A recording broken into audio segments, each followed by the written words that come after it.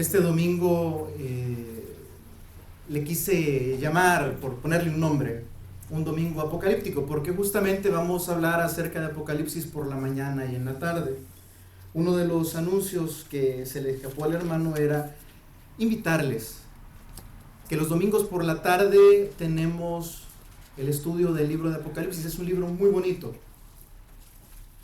Apocalipsis es un libro que tiene una bendición especial para aquel que lo lee y para aquel que lo escucha. Apocalipsis es un libro que, lejos de darle temor al cristiano, debería darle ánimo, debería darle fortaleza, porque ahí se describe a Jesucristo, el que vino como siervo pero regresa como rey, el que vino como Cordero de Dios pero regresa como el león de la tribu de Judá, el que vino a servir pero regresa con vara de hierro, regresa a que le sirvan. Apocalipsis es un libro que tiene que darle ánimo al creyente para saber en quién hemos creído. El día de ahora por la mañana vamos a hablar de un tema un poquito no muy estudiado en las iglesias, que es el juicio del gran trono blanco. Apocalipsis capítulo 21. Capítulo 20, versículo 11. Apocalipsis capítulo 20, versículo 11.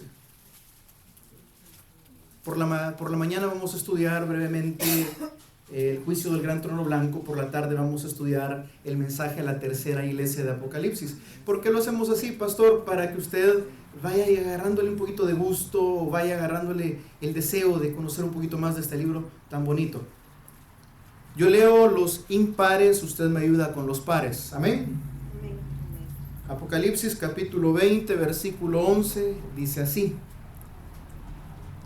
Y vi un gran trono blanco y al que estaba sentado en él, de delante del cual huyeron la tierra y el cielo, y ningún lugar se encontró para ellos.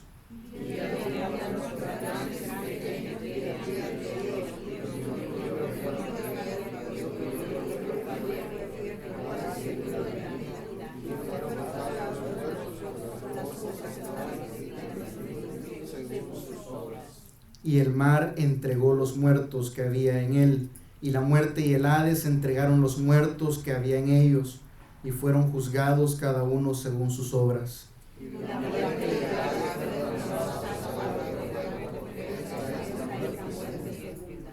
15 minutos. Y el que no se halló inscrito en el libro de la vida fue lanzado al lago de fuego. Bendito Señor y Padre, en esta mañana te suplicamos, Señor, háblanos al corazón. Te pedimos, Señor, que aprendamos a través de tu palabra a respetarte cada vez más, a saber, Señor, que lo que tú escribiste no es un juego, no es una historia, no es una fábula, sino que es algo que verdaderamente se va a cumplir, porque tú dijiste que los cielos y la tierra pasarían, mas ni una tilde ni una jota pasaría sin que se cumpliese de tu palabra, Señor. Señor, así como es tan cierto Juan 3:16, así es cierto también, Señor, el juicio del gran trono blanco, en el cual muchos van a estar en ese momento, Señor, enfrentando al justo juez de toda la tierra. Señor, tu palabra es maravillosa porque nos muestra, Señor, el futuro para poder huir de él, Señor. Habla al corazón de tu pueblo, redargúyenos, edifícanos, Señor, en el nombre de Jesús. Amén. Puede tomar asiento, iglesia.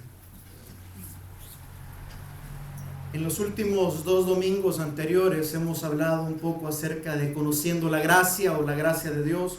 Hemos hablado acerca de ese amor inmerecido que Dios ha tenido para con cada uno de nosotros, a tal grado que en el Antiguo Testamento encontramos un libro tan precioso como es Cantar de los Cantares. Cantar de los Cantares es un libro en el cual se refleja el amor de Cristo por su iglesia.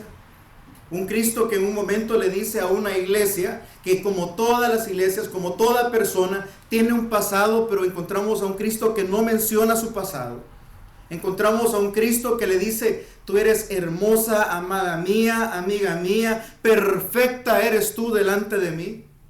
Y esas son palabras que salen de la boca del Rey de Reyes y Señor de Señores para su iglesia, porque la iglesia es la novia del Cordero, la futura esposa del Cordero, aquella que ha sido lavada, que ha sido limpiada con la sangre del Cordero y que ha encontrado la gracia y la misericordia del Cordero. Así como es de cierto que por la fe, más a todos a los que le recibieron, a los que creen en su nombre, les dio la potestad de ser hechos hijos de Dios. Señores, así como el Señor ha abierto la puerta en los cielos para que todo aquel que en Él cree no se pierda, sino que tenga vida eterna, también es cierto la otra parte de la moneda. ¿Y cuál es la otra parte de la moneda, pastor? Que el que no abraza la gracia de Dios será envuelto y abrazado por la ira de Dios por la eternidad. Así como la gracia de Dios, la misericordia de Dios, el amor de Dios es eterno, también la otra cara de Dios o la otra parte de la moneda, el reverso, el anverso, es exactamente igual, es eterno. Porque Dios es eterno, su justicia es eterna, así como su amor es eterno, su ira es eterna. ¿Y por qué te lo menciono? Porque cuando nosotros leemos libros como Apocalipsis, nos gusta saltarnos pedacitos como estos, porque pensamos, y tal vez no te lo saltas de leerlo, pero te lo saltas de pensar, Señor, ¿y yo estaré por ahí? Cuando llegamos a pasajes como estos, decimos, ay, este se lo voy a mandar por texto a fulano. Eso se lo voy a subrayar en la Biblia a fulanita y se la voy a regalar. Esto se lo voy a regalar al inconverso cuando le ande predicando. Pero pocas veces nos quedamos a meditar.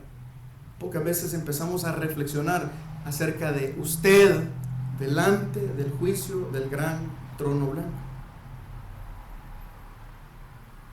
Hemos dicho en Apocalipsis. Apocalipsis es su nombre original. Es el libro de las revelaciones. Jesús empieza a narrarle o a describirle a Juan, el apóstol, al joven, al amado, todas las cosas que van a suceder. Desde que Cristo es ascendido hasta que Cristo regrese en gloria e instale su reino por los siglos de los siglos. De eso trata Apocalipsis. La obra de Cristo desde el momento, ya no de la cruz del Calvario, desde el momento de su ascensión hasta que termine con la maldad, cielos nuevos, tierra nueva. De eso trata el libro. ¿Por qué te lo digo? Porque en el libro de Apocalipsis Cristo ha revelado su gloria, Cristo ha revelado su voluntad, Cristo ha revelado su amor y Cristo ha revelado también su ira. Vino como cordero, pero regresa como león. Vino como siervo, pero regresa como rey. Cuando Jesús, en su misericordia, le revela al apóstol Juan el libro de Apocalipsis, y en especial esta parte del juicio del gran trono blanco, lo hace por amor para su pueblo. Si yo te dijera, si tú cometes esa infracción de cruzarte ese semáforo en rojo o pasar, aquí han puesto hace poco una valla con un velocímetro. Si yo te dijera, el día que tú pases esa carretera a más de 60 millas por hora, ese día va a estar un policía enfrente de la esquina, te va a detener, te va a meter a la cárcel, lo más probable es que tú no lo hicieras. Jesús está diciéndole a su pueblo, habrá un día, pueblo, en el cual todo hombre, grande y pequeño, rico o pobre, estará delante del juicio del gran trono blanco. ¿Y por qué Jesús lo reveló antes de que eso pase? Por amor. Porque Revelaciones o el libro de Apocalipsis es la llamada final de advertencia para el pueblo hasta que Él venga. Por eso es que tiene una bendición especial, porque bendito o bienaventurado aquel que escucha y guarda las palabras de este libro. Porque en el libro Jesús está advirtiendo lo que viene, el juicio venidero, aquella ira inaplacable, aquella ira que no va a ser detenida por nada, porque ahorita las manos de Dios, hermano, y entiéndame algo, la mano de Dios está con una mano deteniendo su ira y con otra llamando a todos los pecadores a arrepentimiento para que huyan de su pecado y corran a la gracia. Mas habrá un momento, según Apocalipsis, en las cuales las manos de Dios van a cambiar de posición y aquella mano que estaba deteniendo su ira va a caer y la ira va a caer Y aquella mano que estaba llamando a todos los pecadores va a bajar y ya no va a haber más gracia. Cuando leemos pasajes como este, tenemos que entender que solo pueden ser predicadas por dos formas. Mucha gente te va a predicar el juicio del gran trono blanco para meterte miedo, para infundirte temor, porque está enojada contigo, porque te conoció algo y ahora te quiere poner intimidado con la palabra de Dios para que tú vengas y digas, ay no, tengo que andar mejor, tengo que hacer esto. O la otra opción es que alguien te lo predique por amor a tu alma, para que hoy que todavía estás a tiempo puedas empezar a reconocer que algún día tú y yo podríamos estar delante del juicio del gran trono blanco y quizás nadie te lo quiera decir. Este pasaje habla de un clamor que Dios ya vio. Este pasaje habla de un clamor que el apóstol Juan, cuando Jesús se lo revela, Juan ya lo vio. Habla de un clamor de millones, de millones, de millones, de millones, de millones de personas que estarán allí en ese momento. Porque Juan vio el futuro. Jesucristo le reveló el futuro.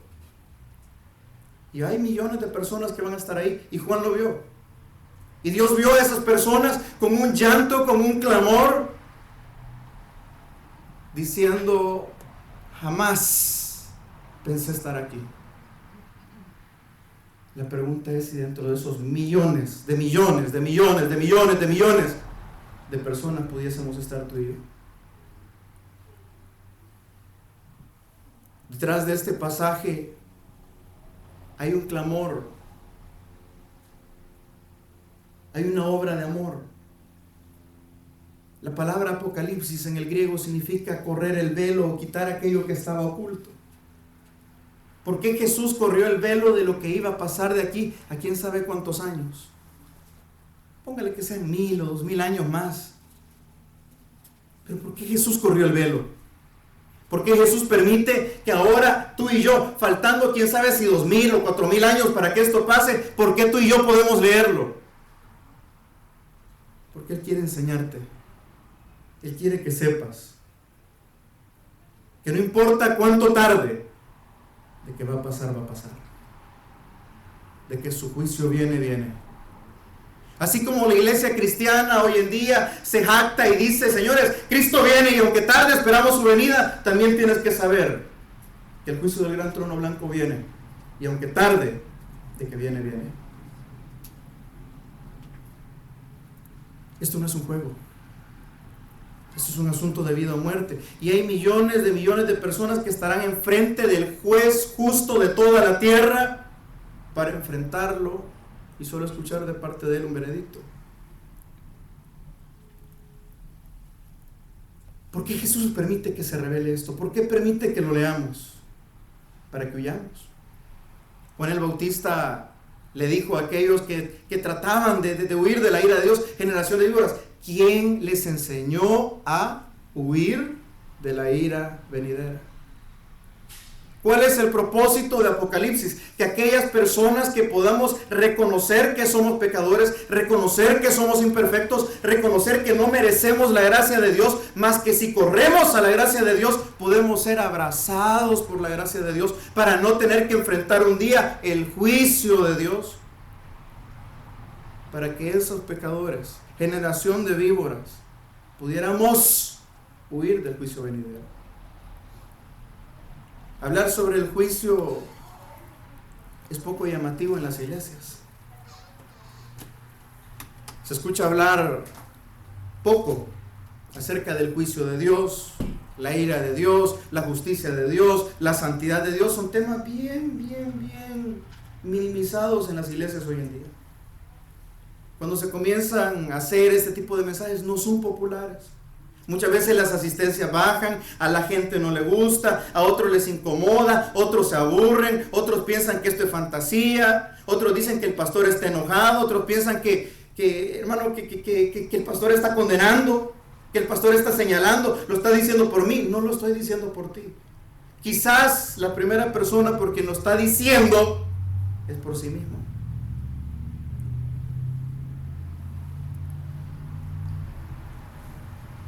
Yo no te estoy condenando, porque lo que condena no es el juez, es la ley. Nos contaba un maestro en la Facultad de Leyes hace años, que uno de sus maestros, uno de sus profesores en aquellos tiempos, allá por los 60s, en un juzgado, tenía el libro de las leyes penales y tenía la Biblia a un lado. Cuando él dictaba sentencias sobre una persona que había sido encontrada culpable, le decía: este libro de la ley te condena. Cuando todavía existía la ley de muerte, la pena de muerte en El Salvador. Pero este libro de la gracia te puede salvar. Yo no te condeno, le decía el juez. Este libro te condena. La ley te condena. Pastor, ¿usted está condenando? No, yo no te estoy condenando porque yo no escribí la ley. Yo no escribí la Biblia. Lo único que puedo hacer es mostrarte lo que hacía este juez. El libro de la ley, pero también el libro de la gracia.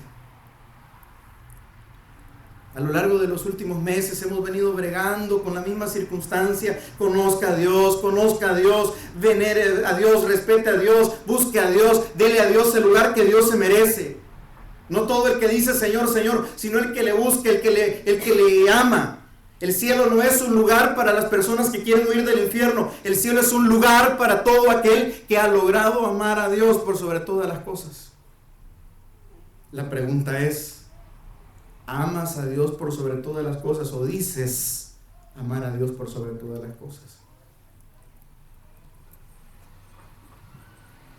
Gente que viene y dice: ay, esos mensajes condenatorios, esos mensajes legalistas, ya aburren, deberían de cambiar el cassette.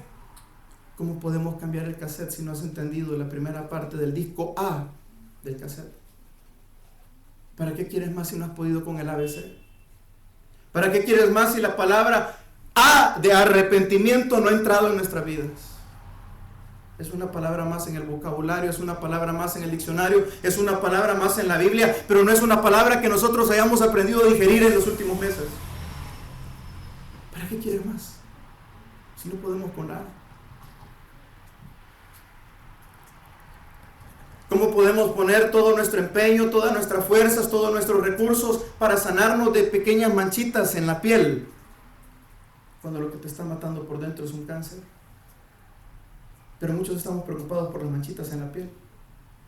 Compramos las mejores medicinas y estamos preocupados: me ha salido otra manchita, pero hay algo mucho más difícil, hay algo mucho más grave, hay algo mucho más peligroso que un montón de manchitas en tu piel, o sea, lo que se ve.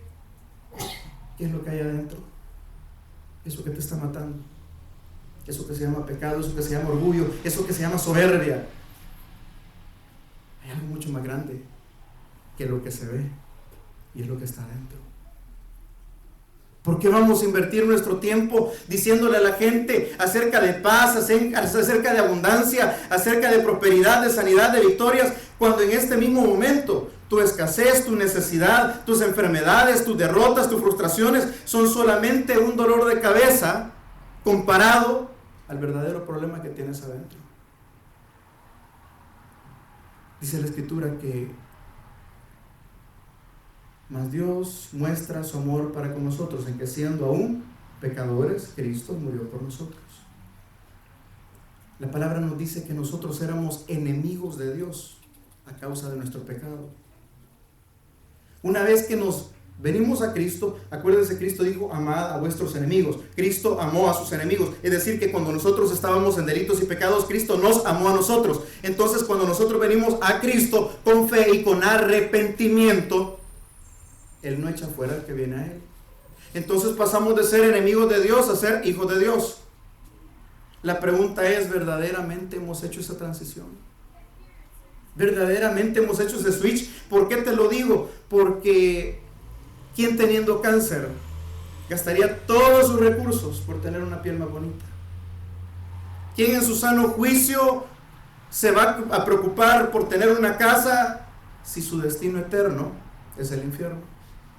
¿Quién en su sano juicio va a tener la preocupación número uno de tener un vehículo del año, un vehículo mejor, si va a ser reo de tormentos eternos por los siglos de los siglos, sin esperanza, fianza y a salir jamás? ¿Quién se va a preocupar por tener salud si estás condenado a la segunda muerte, que es lo que habla el juicio del gran trono blanco? ¿Quién se va a preocupar en su sano juicio de tener dinero si el día de mañana que estés delante del justo juez de toda la tierra no te va a servir para nada? ¿Quién en su sano juicio va a preocuparse por tener un nombre, que me respeten, que no hablen mal de mí, pastor? Si ese nombre que tú tanto cuidas no va a estar inscrito en el libro de la vida del Cordero y no te va a servir de nada. ¿Quién en su sano juicio se va a preocupar por proveerle a su familia todo lo material y descuidar lo espiritual, sabiendo que su propia familia puede ser rea del justo juicio de Dios en aquel día? Algunas veces es necesario que alguien ponga el stop de la música para que escuchemos el silencio. Obligarte a hacer un stop en la vida, un alto obligatorio para que pienses hacia dónde vas. Si usted detiene a cualquier persona conduciendo aquí, usted le puede preguntar con toda confianza hacia dónde vas, y la persona lo más probable es que te diga para tal lugar o para tal lugar. Pero vemos muchas personas hoy en día que corremos nuestra vida mire hermano, en las autopistas de la vida, queriendo vivirla de la mejor forma, a lo extremo. Y si le haces un stop y los detienes y les preguntan, y ellos se sinceran por un momento, y les preguntas a dónde vas, muchos no sabemos. Corremos la vida, pero no sabemos para dónde. Y no nos gusta pensar en ello. No nos gusta pensar en la muerte. No nos gusta pensar que todos algún día vamos a estar delante de la presencia de Dios, para salvación o para condenación.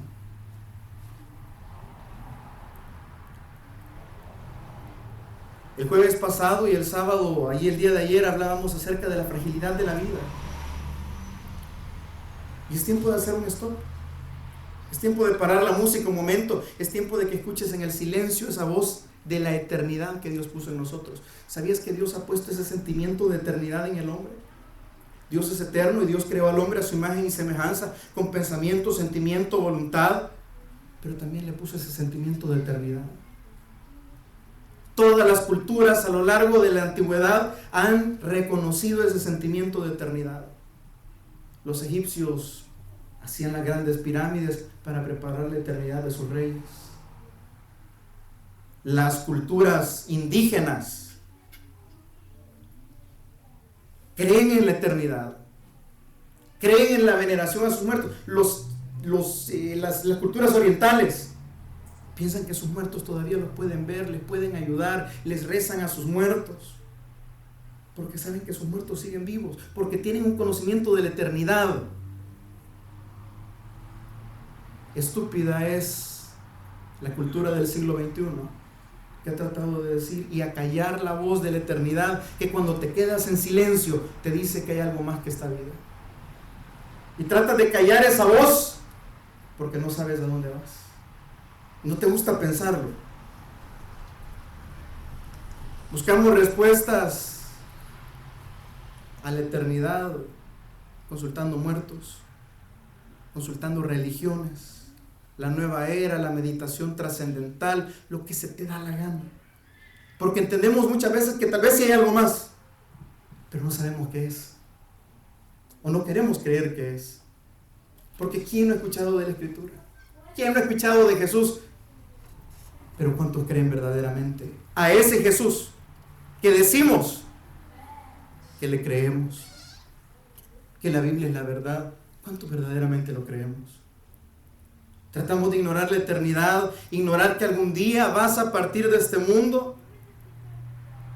¿Y sabes qué es eso? Es como que tú te acuestes en los rieles del BART, y como el BART tiene ratos de no pasar, o quizás está en huelga, o se está tardando más de lo común, tú te acuestas y dices, no va a pasar, no va a pasar, no va a pasar. En algún momento va a pasar. La muerte es ese tren que te va a empujar a la eternidad, a ti y a mí, en cualquier momento. Y aunque tú trates de decir no va a pasar, no va a pasar, no va a pasar, sí va a pasar. Para algunos es un tren que va despacio, para otros es un tren que quizás solo lo alcances a ver cuando venga la embestida de frente a ti. El sentimiento de eternidad Dios te lo dejó con un propósito. Y es que cada vez que todo cae alrededor tuyo, el sentimiento de eternidad salte y te diga: hay algo más. ¿Estás listo? ¿Estás preparado? ¿Te has puesto a pensar con a menudo perdemos el sueño por los problemas económicos, por los problemas familiares, por los problemas con el cónyuge? Pero ahora te voy a preguntar: ¿cuán a menudo has perdido el sueño pensando en la eternidad? Hay quienes sí piensan y se preocupan: ¿y qué pasa si yo me muero? No, pero es que el problema no es qué va a pasar cuando yo me muera. El problema es qué va a pasar conmigo, no con los que quedan aquí, porque el Señor ha dicho que Él va a tener cuidado de sus hijos. Y si tus hijos también son hijos de Él, Él va a tener cuidado de tus hijos. La pregunta no es qué pasa con los que quedan aquí cuando yo me muera. Dios sigue siendo Dios y sigue estando con ellos. La pregunta es qué va a pasar conmigo el día que yo parta. Casi nunca perdemos el sueño por ese motivo. Me atrevería a pensar que aquí ninguno de nosotros, ninguna vez, nunca en nuestra vida cristiana, nos hemos quedado una noche en vela pensando: Señor, ¿estaré yo dentro del juicio del gran trono blanco? Vamos al versículo 11, Apocalipsis 20:11. Y vi un gran trono blanco y al que estaba sentado en él. Déjenme un momentito ahí. Y vi un gran trono blanco. Le quiero poner en el contexto qué es lo que está pasando. Váyase solo un versículo para atrás. Capítulo 20, versículo 10. Dios, el Todopoderoso, le pone fin a la maldad de una vez y por todas, y dice que al diablo, al que nos engañaba, Dios lo lanzó en el lago de fuego y azufre, donde estaba la bestia, el falso profeta, y entonces ahí serán atormentados día y noche por los siglos de los siglos. Hey, brother, ¿qué tal si nosotros viéramos esa escena, esa imagen, donde Dios Todopoderoso por fin dice: hasta aquí llega la maldad, voy a poner fin a la maldad? Porque sabes que en el capítulo 21 habla de un cielo nuevo y una tierra nueva, pero para que haya un cielo nuevo y una tierra mala, tiene que Dios poner límite, tiene que poner el stop final a toda la maldad en el mundo. Y lo primero que hace es agarra al engañador, a la serpiente antigua, a Satanás, al diablo, y lo arroja al lago de fuego y azufre. Hey, si estuviéramos ahí dijéramos: hey, gloria a Dios, por fin. El detalle está que entre que Dios lanza a Satanás al lago de fuego y azufre, y antes de que Dios cree los cielos nuevos y la tierra nueva, la mirada de Dios se dirige justamente al siguiente enemigo que tiene que ser echado al lago de fuego y azufre. Y es ahí donde entra el juicio del gran trono blanco. Primero Satanás, primero la serpiente antigua, pero después todo aquel que pudo haber escapado del juicio de Dios a través de la sangre de Cristo, de la fe en Él, del arrepentimiento sincero, y no lo quiso hacer. Aquellos que quizás hasta en un momento dijeron: Señor, Señor. Antes de una nueva creación, de la renovación de los cielos y de la tierra, Dios tiene que poner fin a la maldad, tiene que ejercitar uno de sus atributos, que es su justicia. Dentro de su justicia le pone fin a la maldad como el Todopoderoso a través de arrojar a Satanás al lago de fuego y azufre, pero después sigue con los hombres. Antes del cielo nuevo y de la tierra nueva, antes de la nueva creación. Si estuviéramos en ese momento y vemos que Satanás es arrojado, dijéramos: ¡eh! Pero después ver el rostro de Dios dirigiéndose hacia nosotros.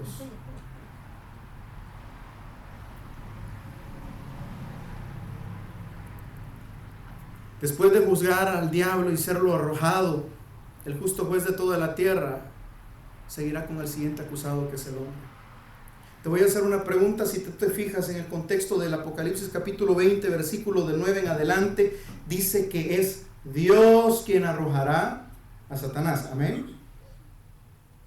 Léalo, dice: y el diablo que los engañaba fue lanzado en el lago de fuego y azufre. ¿Quién lo lanza? Dios. Amén. Ok, ahora si usted se va conmigo al versículo 14, y la muerte y el Hades fueron lanzados al lago de fuego. Esta es la segunda muerte. Y el que no se halló inscrito en el libro de la vida fue lanzado al lago de fuego. ¿Quién lanzó a estos al lago de fuego y azufre? ¿Satanás? No, porque fue primero lanzado él. ¿Quién lo arrojó? Dios. Pastor, ¿cómo va a ser posible que Dios va a arrojar a la gente al infierno? Lea. Pastor, ¿no que Dios es amor? Sí. Y así como hoy te está mostrando su amor, para que no tengas que sufrir eso, así también mostrará su justicia a todo aquel que rechace el amor de Dios en este día. Si Dios es amor, por eso mandó a su Hijo cuando éramos enemigos, para reconciliarnos con Él, para que pudiéramos huir de la ira venidera, para que pudiéramos escapar del juicio del gran trono blanco. Hay una historia, yo sé que tal vez algunos la habrán visto en televisión, en caricaturas, los famosos cuentos de Navidad de Ebenezer Scrooge. Aquel hombre que en los cuentos de Navidad era un hombre que detestaba la Navidad, que se le aparecen tres espíritus y lo llevan a la Navidad pasada, a la presente y al futuro. ¿Más o menos se recordarán? No, bueno. Este hombre lo llevan a las casas de la gente que está reunida y toda la gente está hablando mal de un hombre. Y él empieza a decir, no, hombre, qué barbaridad, qué hombre más malo. Pero al final, se da cuenta que toda esa gente estaba hablando de él. Porque muchas veces nosotros no vemos lo malo que somos. Y creemos que todo el mundo es el malo. Pero delante del juicio del gran trono blanco, nosotros somos los acusados, no el vecino. Toda aquella persona que no fue hallada, inscrita en el libro de la vida del Cordero, esa va a ser la acusada. Pastor, yo estoy seguro de que estoy inscrito en la vida del Cordero. Ya vamos a llegar a esa parte. Versículo 11 dice, y vi un gran trono blanco. ¿Sabes que Isaías vio el gran trono blanco? ¿Sabes que Jeremías vio el trono? ¿Sabes que Ezequiel da una narración del trono que con los estudiantes de teología nos pegamos una quebrada de cabezas, que vio un trono y que el trono tenía rueda sobre rueda y que tenía querubines y tenía esto y tenía lo otro? ¿Sabes qué pasa cuando los hijos de Dios, cuando el pecador arrepentido ve el trono de Dios? Su vida cambia.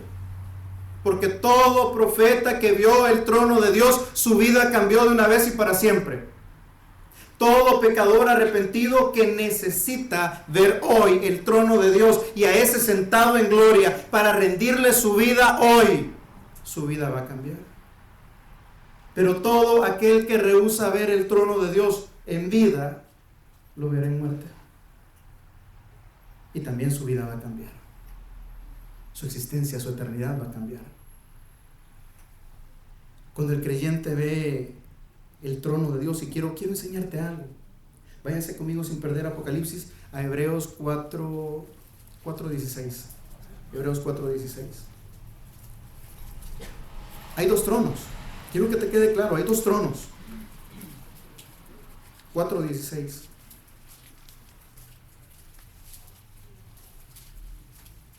En el período del Nuevo Testamento, la época de la iglesia o la era de la gracia, nosotros a través de nuestro sumo sacerdote, que es Cristo, quien es nuestra propiciación, nuestro sacrificio por nuestros pecados, Jesús abre el telón del templo para que usted y yo tengamos acceso, y ahí es donde entra este versículo. Acerquémonos pues, léalo, confiadamente al trono de la gracia, para alcanzar misericordia y hallar gracia para el oportuno socorro. Hoy tú puedes correr al trono de la gracia y hallar un oportuno socorro y encontrar a Jesús todavía no como el justo juez de toda la tierra, sino como el sumo sacerdote que tiene una propiciación, tiene un pago por tu pecado y por el mío. Hoy está puesto delante de Dios el trono de la gracia para que todo aquel que en él cree no se pierda, mas tenga vida eterna. Pero cuando un momento tú de tanto insistir que no, que más adelante, que yo estoy bien así, que más adelante, y si el tren de la muerte te empuja a la eternidad, no va a haber más trono de gracia, va a haber un trono del gran trono blanco, donde van a ser juzgados los vivos y los muertos. La palabra nos dice que hoy en día, hoy, podemos acercarnos confiadamente al trono de la gracia. Mas si no te acercas confiadamente al trono de la gracia hoy, te acercarás con terror y temblor el día de mañana al trono blanco. Hoy puedes acercarte al trono de la gracia, y si no, mañana serás llevado al trono blanco. Hay un pasaje, hay un personaje que yo sé que usted lo conoce. Se llama Poncio Pilato. Es bien curioso que Poncio Pilato fue un ser que puso a Jesús delante de su tribunal, delante de su trono. Y lo dice Juan capítulo 19. Búscalo por ahí también. Juan 19. Creo que por ahí está.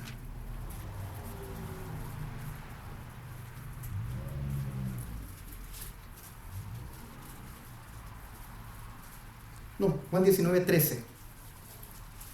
Entonces Pilato, aquel que se lavó las manos en el juicio de Jesús y lo mandó a matar, oyendo esto, llevó fuera a Jesús y se sentó en el tribunal. Ahí es donde estaba su trono. En el lugar llamado el englosado, en el hebreo el gábata. Es la misma palabra que se utiliza para el juicio del gran trono blanco. Fíjese cómo son las cosas. En vida, Pilato llevó a Jesús delante de su trono, ante su tribunal, y juzgó a Jesús, y condenó a Jesús. Mas el día del juicio del gran trono blanco, Pilato será llevado delante del juicio de ese trono, donde ya no es Jesús el sentenciado, sino el que sentencia. ¿Por qué te traigo a mención a Pilato? ¿Sabes que Pilato era un hombre que le temía a Dios?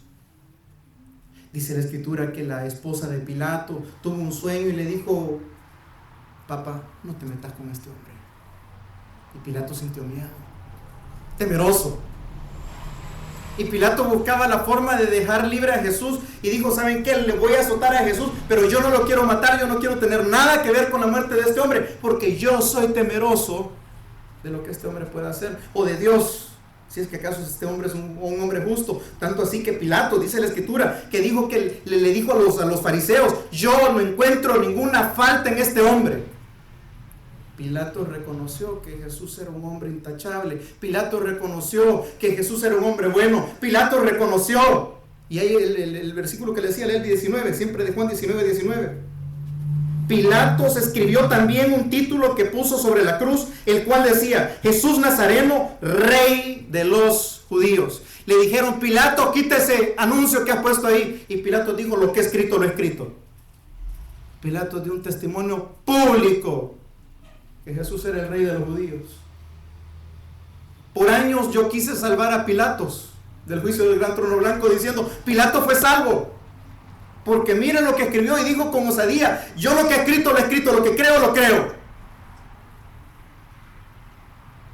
¿Será salvo Pilato si fue aquella persona que, teniendo el poder, dijo él mismo: ¿no sabes tú, Jesús, que yo tengo el poder para dejarte ir o para condenarte? Y Jesús le dijo: ningún poder te ha sido dado si no fuera del cielo. Pero el problema no es lo que Jesús dijo, el problema fue lo que Pilato dijo: yo tengo el poder para dejarte ir o para matarte. ¿Qué le está diciendo? Yo puedo, pero no me quiero comprometer. Si yo te dejo ir, Jesús, yo voy a perder mi puesto, yo voy a perder mis comodidades. Jesús, si yo te dejo ir, ya no voy a ser Poncio Pilato, gobernador de Perea. Me va a traer problemas. Jesús, yo puedo creer en ti secretamente, puedo creer en ti, poner un título, una valla publicitaria de Dios es amor, pero ¿sabes qué, Jesús? Yo no puedo rendirte mi vida a ti, yo no puedo convertirme en uno de tus seguidores, yo no puedo seguirte, Jesús, porque eso me va a costar caro. Ahora te vuelvo a hacer la pregunta: ¿será Poncio Pilato el que tenía la facultad, aunque decía haber creído? Y yo traté de salvarlo muchas veces con mi teología, diciendo: sí fue salvo, sí creyó. Pero habiendo tenido la oportunidad de dejarlo ir, si hubiera creído verdaderamente, ¿lo hubiera condenado? ¿Hubiera tomado esa opción tan cobarde de lavarse las manos y decir: la sangre de él sea sobre ustedes? Piénsenlo. ¿Habrá sido salvo Pilato? Creo que sí. Yo creo que no. Porque es que estaba escrito que iba a pasar si no era Pilato iba a ser otro. Si no era Judas iba a ser otro. Y dijo, ay, del hijo de perdición. Alguien lo iba a hacer y fue Pilato el escogido. Pero por eso no se va a salvar.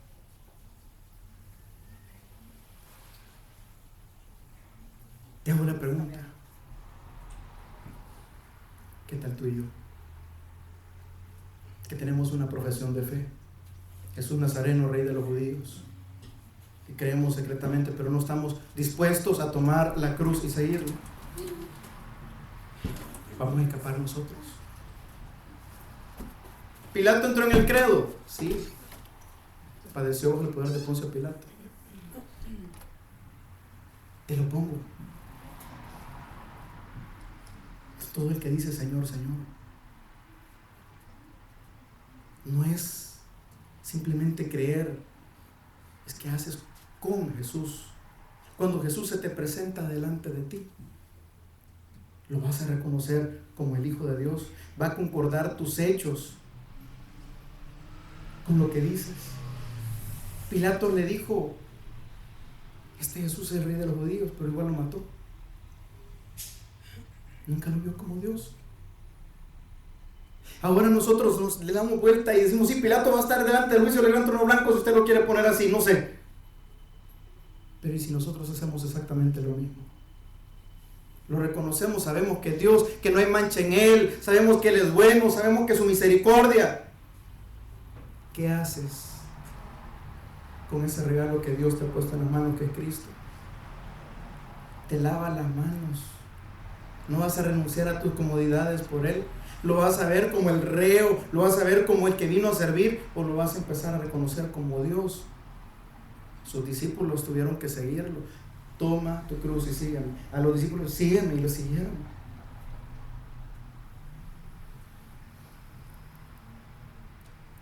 ¿Has escuchado el Evangelio sermón tras sermón? No ves ninguna cosa mala en Jesús, pero tampoco estás dispuesto a rendir tu vida, a dejar tus comodidades, a que Jesús, en lugar que te dé, te pida. Yo confesé, también Pilato confesó. Dice que amas la palabra de Dios, y cuando estás en la iglesia te molesta cuando se habla solo de Él y no de ti, de tus problemas. Ay, es que sucede lo mismo. Cuando en la iglesia se habla de lo que te molesta a ti, pero le agrada a Él, o viceversa. Cuando en la iglesia se habla de lo que le agrada a Él y de lo que te desagrada a ti, te molesta. Te dan ganas de irte, ay, no, qué aburrido.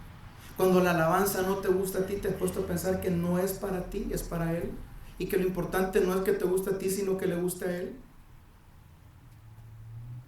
Amplia la puerta y espacioso el camino. Querido, la iglesia ni es para hablar de ti, ni mucho menos para que te hablen a ti. No es para agradarte a ti, no es para que se digan cosas que tú quieres oír, no es para que se toquen temas que a ti te gusta que se toquen, no es para que se toquen alabanzas que a ti te gusta que se toquen, no es para que se toquen temas que a ti te interesa saber de esos temas, porque no se trata de ti, de mí, se trata de Él.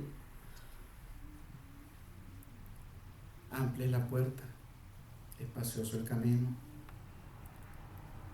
Nos venimos aquí a las iglesias porque es una moda, es un amuleto para acallar aquella conciencia de la eternidad que te está gritando que hay algo más, y tú dices, voy a tratar de ponerme en paz con Dios. Estamos aquí para encontrarnos con el Dios eterno, querido, conocerlo a Él y seguirle a Él. Y si no te gusta, amplia la puerta y espacioso el camino. Solo no se te olvide que Él dijo, pero también estrecha es la puerta y angosto el camino que lleva a la salvación, y pocos son los que la encuentran.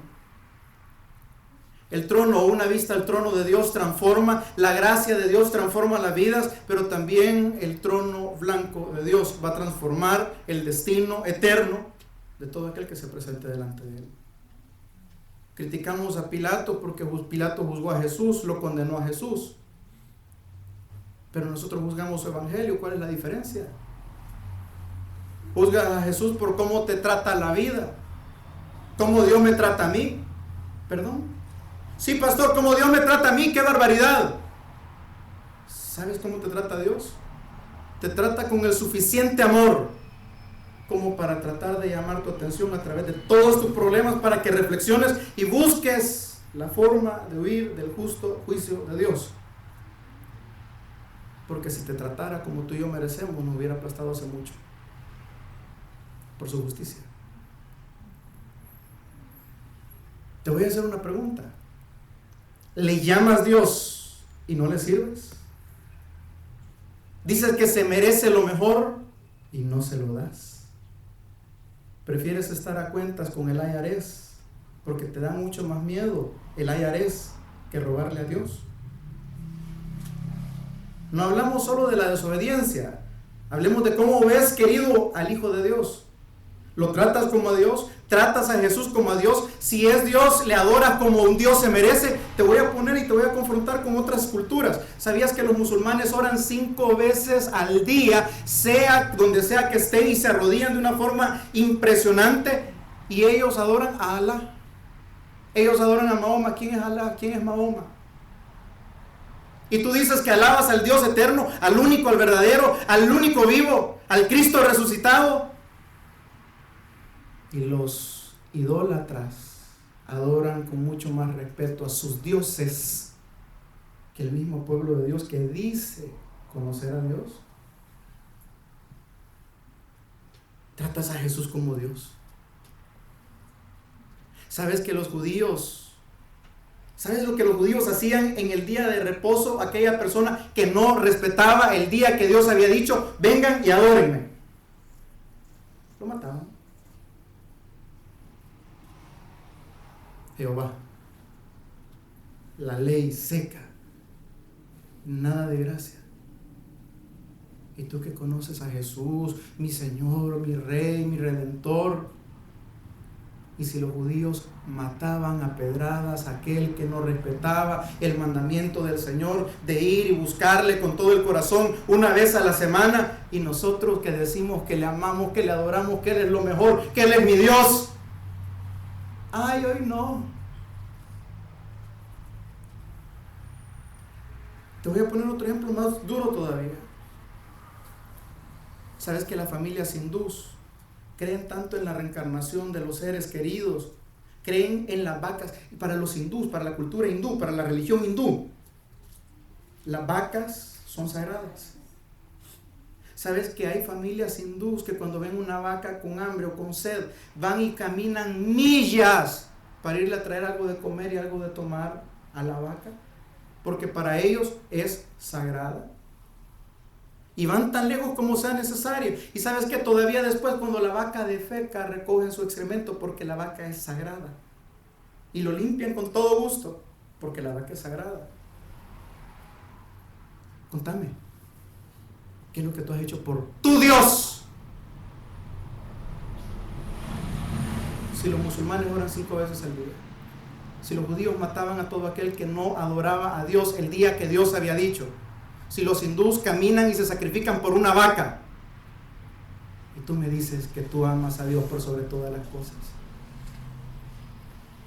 ¿cuál es la diferencia entre Pilatos, tú y yo? ¿Qué has hecho por Jesús? Solo decirle Señor igual que Pilatos, ponerlo en un rótulo, ponértelo en una camiseta, andar Biblia, decir en tus adentros Jesús es justo, Jesús es bueno, ojalá Dios tenga misericordia de mí, porque yo de todas formas no puedo hacer nada más por Él igual que Pilatos. Dato curioso, el gran trono blanco, nunca nadie ha conquistado el mundo entero, ningún personaje ha conquistado todas las naciones y todos los pueblos, siempre se han tenido una limitante, pero dice la palabra que la tierra es el estrado de los pies de Dios. ¿Qué tan grande será su trono? El gran trono blanco. Es grande por encima de todos los tronos. Refleja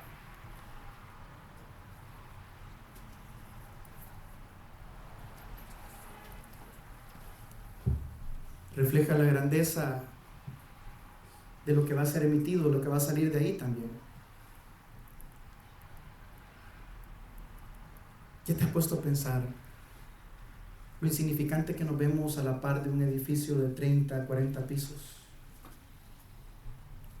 Y la tierra es solamente el estrado de los pies de Dios. ¿Cómo nos veremos delante del gran trono blanco? ¿Dónde va a estar tu orgullo delante de ese trono? ¿Dónde van a estar tus obras delante de ese trono? ¿Dónde van a estar tus quejas y tus problemas? ¿Qué tan grandes son tus problemas o tus quejas delante de ese trono? Juan vio el trono, y si te fijas en Apocalipsis, regresamos ya para ir cerrando un poquito más. En Apocalipsis, capítulo 20.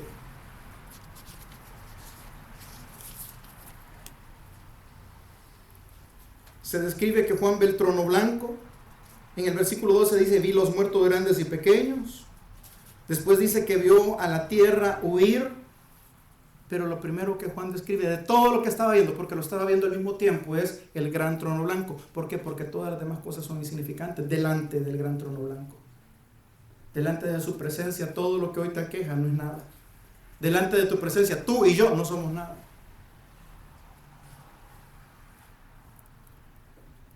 Es blanco porque es sin mancha. No hay imperfección, no hay corrupción.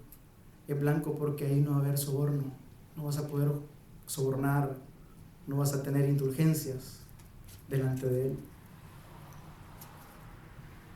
En el capítulo 4 de Apocalipsis, eso lo vamos a estudiar otro día, cuando vayamos los domingos por la tarde en el estudio de Apocalipsis, se describe el mismo trono pero de una forma distinta, y eso lo vamos a estudiar otro día. No lo busque, lo lee en su casa. Pero la imagen del trono del capítulo 4 de Apocalipsis es completamente distinta a la imagen del trono del capítulo 20.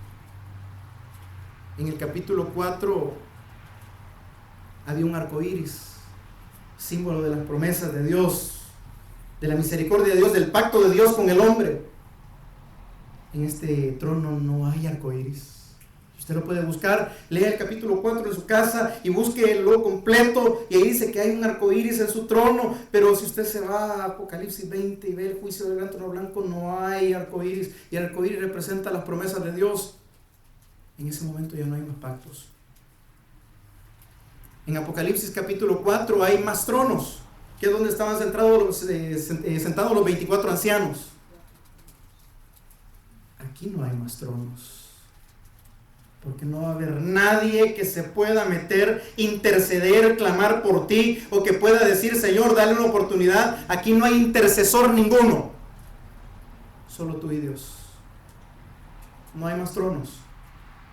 No hay ningún intercesor, porque el único que es intercesor entre Dios y los hombres es Cristo Jesús, y ahora Él ya no está intercediendo, está juzgando. No hay más tronos. No hay, perdóneme y lo digo con todo respeto, no hay rosarios, no hay santo Padre que valga. En el juicio del gran trono blanco, el único trono que va a estar es el de Él. Y tú siendo juzgado si no estás inscrito en el libro de la vida del Cordero.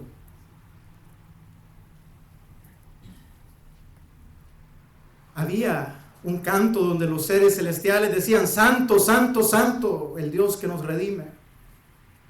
En este trono no hay cantos, no hay aliento, no hay esperanza, no hay ayuda, no hay canciones. El único sonido que se emite es el sonido del juicio, cuando Dios dicta sentencia. En aquel trono de Apocalipsis capítulo 4 habían relámpagos y truenos. En este no hay relámpagos ni truenos, no hay. Y usted dice: vaya, por lo menos algo de alivio, pastor. No, porque los relámpagos, los truenos son las advertencias de Dios para huir del juicio de Dios. Ahí no hay advertencias porque ya no hay promesas. Las advertencias son para que tú corras a las promesas, pero como ya no hay promesas, tampoco hay advertencias.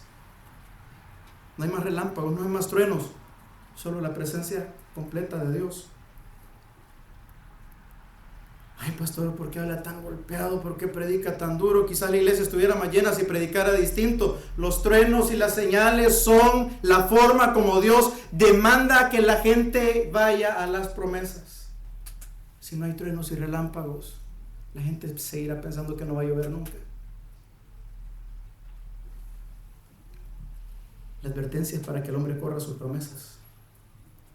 Pero en aquel día las promesas serán removidas. También las advertencias serán removidas. En aquel momento, en Apocalipsis capítulo 4, 5, están los 7 candeleros, que son una representación del Espíritu Santo. Aparece el Cordero inmolado. Aquí no.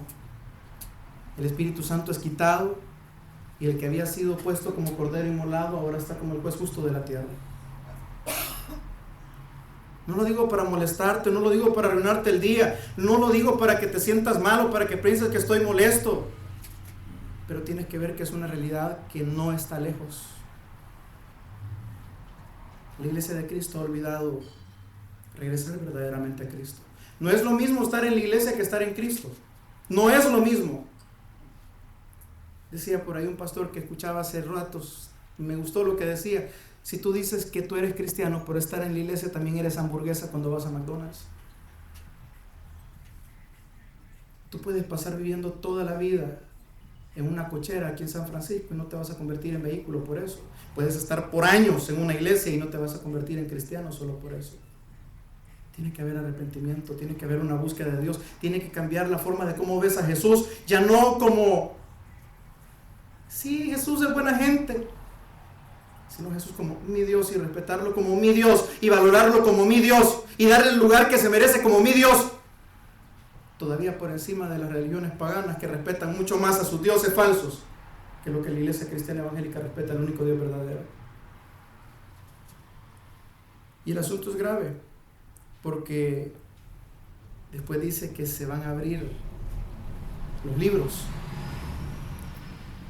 Versículo 12: vi a los muertos, grandes y pequeños, de pie ante Dios. Y aquí quiero ponerte dos cosas.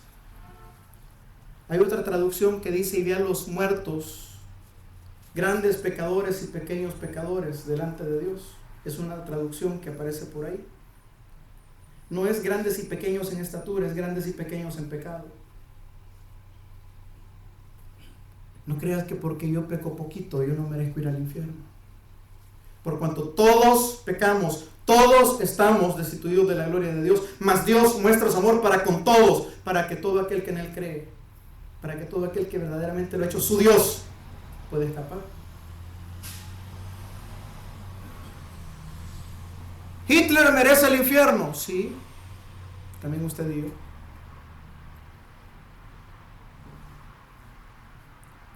El primer paso para ir al infierno es creer que eres tan bueno como para ir al cielo. Todos los pecadores, pecados grandes, pecados chicos, van a ser juzgados delante de Dios, porque Dios es justo y no dejará sin pena al culpable. Pastor, pero eso nos envuelve a todos, ¿sí? Entonces, ¿qué tenemos que hacer? Los relámpagos y los truenos nos avisan que hay un juicio delante, y ahora está abierto el trono de la gracia para que todo aquel que corra al trono de la gracia pueda encontrar a Jesús, no como juez, sino como sacerdote, para limpiarle de todos sus pecados. Los muertos grandes y pequeños de pie ante Dios. Y esta es otra parte que está bien bonita. De pie. Atentos. ¿Qué es lo que viene? ¿Cómo estás tú en la iglesia? No. Delante del juicio del gran trono blanco, todos van a estar en pie y atentos a lo que viene, a lo que Dios va a decir. ¿Ya te pusiste a pensar que hoy, cuando venimos a su casa, simplemente estamos sentados texteando, irreverentes? Estamos aquí y no estamos aquí, pero estamos en su casa. Decimos que venimos por Él y para Él, que pegamos chicle a las sillas abajo, que Dios derrame espíritu de caries sobre todo aquel que lo hace.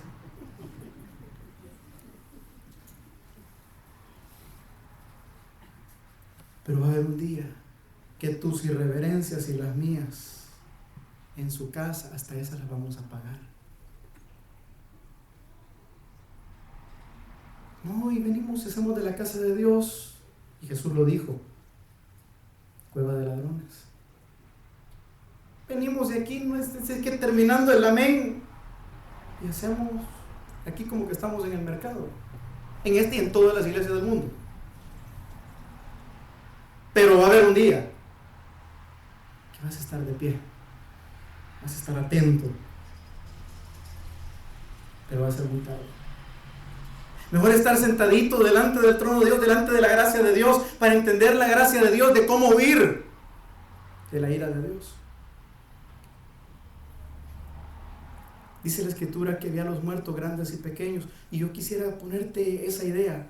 Juan vio los muertos. Juan vio, no, pero quiero que Juan vio, no vio a la multitud, vio los rostros de los muertos. Y yo los vi. Yo, Juan, vi los muertos. Te pregunto, ¿será que Juan habrá visto tu rostro por ahí? ¿Será que Juan habrá visto mi rostro por ahí? Y yo, Juan, vi a los muertos. No hay tal cosa de pequeño pecador y gran pecador. Pecador es pecador. ¿Cuál es la diferencia? Arrepentimiento en Cristo Jesús. Cuando la palabra dice los libros fueron abiertos, ya con esto cierro. Es el libro de todo el récord de tu vida. Todas las cosas, pecados, lo que tú quieras, cosas avergonzantes, vergonzosas que hemos cometido, todas. Dios tiene un registro de ellas. Dice los libros. Todas tus cosas. Si yo supiera absolutamente todas las cosas, el hermano Raúl creo que me comentaba ayer de una noticia que salió que una muchacha había asesinado a su mejor amiga porque la amiga le había dicho que la había amenazado, que iba a contar todas las cosas que sabía de ella, y la muchacha la mató.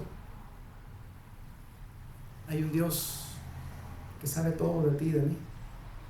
Aquellas cositas que tú matarías a alguien para que no se sepa públicamente. Aquellas cosas que nos avergonzarían a todos si fueran proyectadas en un cine o fueran dichas en el púlpito de una iglesia a otros pecadores como tú y como yo. Pero no va a ser delante de pecadores, va a ser delante de Dios. Mi pastor siempre enseñó también que otro de los libros que se van a abrir es el libro de las oportunidades, donde se te presentó la gracia, donde se te presentó la salvación, donde Jesús tocó a tu puerta, donde se te presentó la oportunidad de recibir a Cristo, de seguirle, de ser confrontado, y tú dijiste soy no. Más adelante. Y serás juzgado por todas las obras escritas en los libros que tú mismo escribiste, con tus obras. Y será juzgado por todas las oportunidades y las veces que rechazaste la sangre del Cordero, la entrega a Él, el arrepentimiento genuino. Y ahora te preguntas cómo Dios puede ser tan injusto. Dios no es injusto, querido. Dios es justo. Y tanta oportunidad, una gracia tan grande, una salvación tan grande, descuidada tan grandemente. Pastor, ¿cómo puedo saber si yo estoy inscrito en el libro de la vida o no?